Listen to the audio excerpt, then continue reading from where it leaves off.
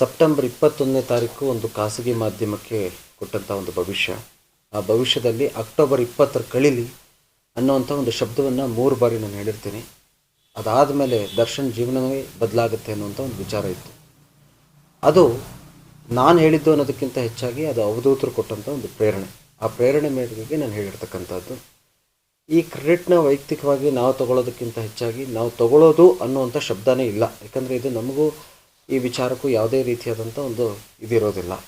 ಇದೆಲ್ಲ ಕ್ರೆಡಿಟ್ ಸೇರಬೇಕಾಗಿರ್ತಕ್ಕಂಥದ್ದು ನಮ್ಮ ರಾಜ್ಯದ ಜನತೆಗೆ, ನಮ್ಮ ಕನ್ನಡಿಗರಿಗೆ, ನಮ್ಮ ದರ್ಶನ್ ಅಭಿಮಾನಿ ಬಳಗಕ್ಕೆ ಹಾಗೂ ಅವರ ಧರ್ಮಪತ್ನಿಯಾದಂಥ ವಿಜಯಲಕ್ಷ್ಮಿ ಅವರಿಗೆ.